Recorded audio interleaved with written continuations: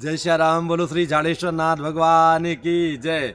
हम सभी के परम प्रिय बाबा श्री झाड़ेश्वर नाथ भगवान के दिव्य धाम में उनकी कृपा से 2 वर्षों के पश्चात पुनः महाशिवरात्रि के अवसर पर आने का अवसर मिला। सोचा ही नहीं था कि इतनी शीघ्र ये इस महापर्व पर हमको बुलाने का अपने शरण में कृपा करेंगे। बड़ी कृपा है, क्योंकि इसी अवसर पर इस पूरे परिसर में एकादश दिनात्मक यानी कि 11 दिवसीय रुद्र महायज्ञ रखा गया है। इसका मुहूर्त भी मुझसे ही पूछा गया वर्षों से। हमारे परम प्रिय राजेश भैया जो यहाँ का देखते हैं, राजेश सिंह चौहान, जो मेरे छोटे भाई से बढ़कर के हैं, तो ये आयोजन हो रहा है। पीछे आप यज्ञशाला का दर्शन कर ही रहे होंगे और अलग अलग वीडियो में मैं रखने का प्रयत्न करूंगा। अभी समय ही नहीं मिलता है कि मैं कोई वीडियो अपलोड कर सकूं। एकादशी के व्रत के बारे में निवेदन करने जा रहा हूं। ये जो विजया एकादशी व्रत है, इस बार 6 मार्च 2024 को मानी गई है। इसी दिन हमें व्रत करना है और पारण जो है 7 मार्च को। पारण का समय थोड़ा विलम्ब से है, उसमें कई सारे गणनाएं हैं। 1:45 बजे से दोपहर के हैं, लेकिन 9:30 बजे हरिवासर संपन्न हो जाएगा। तो जो वैसे लोग हैं जो नहीं रह सकते हैं, उसके बाद वो पारण कर सकते हैं। मुख्यतः तो प्रयत्न तो ही करना चाहिए कि हम 1:45 बजे के बाद करें, लेकिन ठीक है, जैसे भगवान की इच्छा। व्रत की विधि वही है जैसे हम अन्य एकादशी व्रत का नियम पालन करते हैं कि एक दिन पहले से लहसुन, प्याज, बैगन, कुंदरू इत्यादि ग्रहण नहीं करना चाहिए। सूर्यास्त के पहले ही बिफोर सूर्यास्त भोजन कर लेना चाहिए।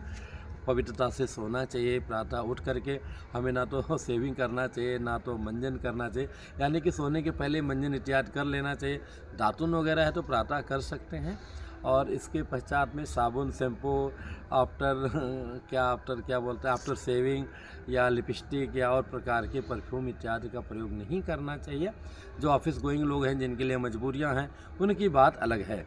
तो और जैसा कि होता है कि सर्वप्रथम कि हम निर्जला रहें, उसके बाद जल पी के रहें, तो नहीं कुछ कर सकते हैं तो दूध पी के रहें, अथवा एक समय जो है फल ग्रहण कर लें, 2 समय फल ग्रहण कर लें। और उसके बाद भी बाकी जो चीज़ें लोग लेते हैं, ड्राई फ्रूट्स वगैरह भी ले सकते हैं। बाकी जो आलू है इत्यादि, साबूदाना तो बिल्कुल नहीं लेना चाहिए। बड़ा अशुद्ध उसका प्रोसीजर मतलब तरीका दिखाई देता है जो बनाया जाता है, आगे ईश्वर जाने। तो व्रत है तो पूर्ण रूप से अपने आप को तप करना चाहिए।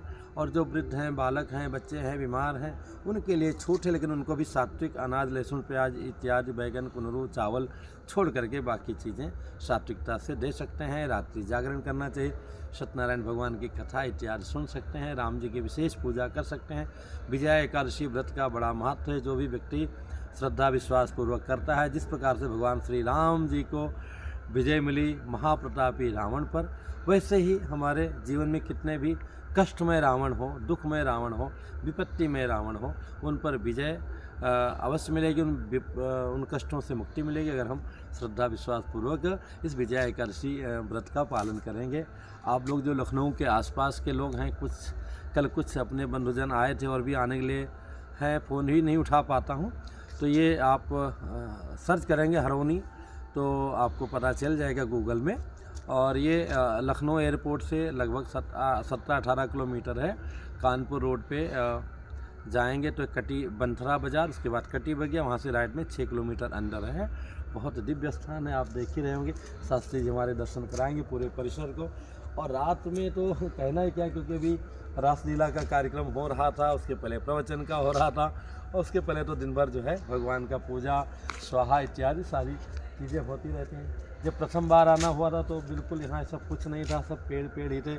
उस प्रकार का यज्ञशाला बना था, लेकिन अब धीरे धीरे करके पूरे बाबा का परिसर सज गया है, संत निवास बन गया है, यज्ञशाला बन गया है, और हर प्रकार से आनंद ही आनंद है। बहुत ही दिव्यतम स्थान है, बड़े ही दयालु बाबा हैं, और बिल्कुल ग्राम के बीच में रहते हुए ग्राम से थोड़ा दूर है, तो बिल्कुल सात्विक वातावरण है। तो एकादशी का व्रत कीजिए। उसके आगे 8 मार्च को महाशिवरात्रि का व्रत कीजिए। उस दिन यहाँ बहुत बड़ा मेला लगेगा, और देखेंगे कुछ मौका लगेगा तो हमारे शास्त्री जी साथ में है, आपको लाइव दिखाएंगे और बाबा का दर्शन करा दीजिए मंदिर का। और इसी के साथ अभी विदा ले रहा हूँ। जय श्री राम। श्री झाड़ेश्वर नाथ भगवान की जय।